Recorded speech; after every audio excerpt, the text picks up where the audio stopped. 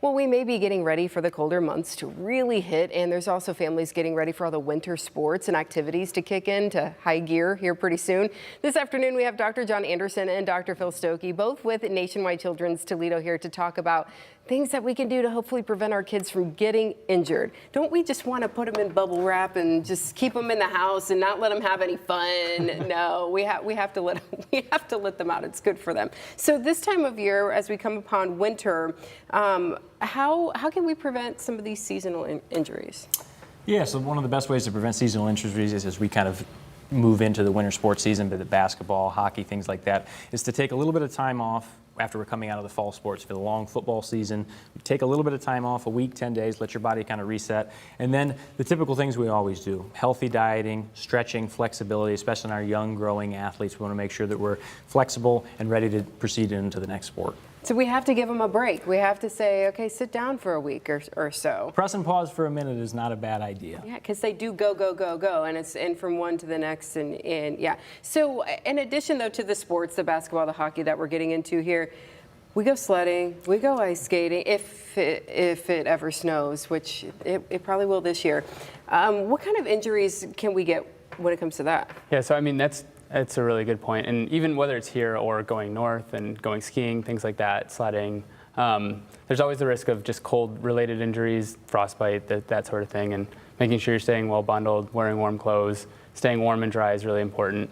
And then also, there's always a risk of concussions that you can get. So making sure you're not doing anything that's going to put you at higher risk of something like that, and making sure we're wearing appropriate protective gear and helmets and things like that to prevent even worse injuries is really important. So yeah, the frostbite thing is probably the biggest concern when it comes to colder weather and playing outside and having I think we think the worst, like they're gonna lose a finger with an ice skater. When we think these things, Sure. But concussion is a big one. I got into a sledding crash when I was a kid and had a root canal, the whole thing. So these things do happen. At what point does mom or dad or grandma or whoever say, we might want to take you to the doctor? Yeah, escalation of care is important. You know, if we have a small ankle sprain, you know, we're able to walk it off, it's still painful. Seeking out our great pediatricians in the area or our urgent cares is appropriate. But if we got, you know, a large laceration, heaven forbid, a fingertip amputation like you mentioned, or a deformity in an extremity, then that is something that we definitely want to take to the emergency department. But looking at kind of the severity of the injury and then making the decision on where to go and what the next step is very, very important. So using our pediatricians appropriately in our urgent cares, but of course, if it's a severe enough injury and we're having problems with it, emergency department is the place to be. Just go right in. Don't waste any time. Yeah, and then I was going to say, with me being more primary care sports medicine and you being more orthopedic, from the sports standpoint too, I kind of will frequently see any and all injuries from that standpoint. And then if it becomes severe enough or requires surgery, then I will frequently pass it on over to him, which is kind of a nice little partnership. Can refer and get it all, you know, in the same building and take care of everything. Yeah, when it comes to maybe a basketball injury, then like, this knee has been bothering me, the ankle, you know, at what point then is it we really need to go see the doctor? It's more than just keeping it elevated or ice on it or something.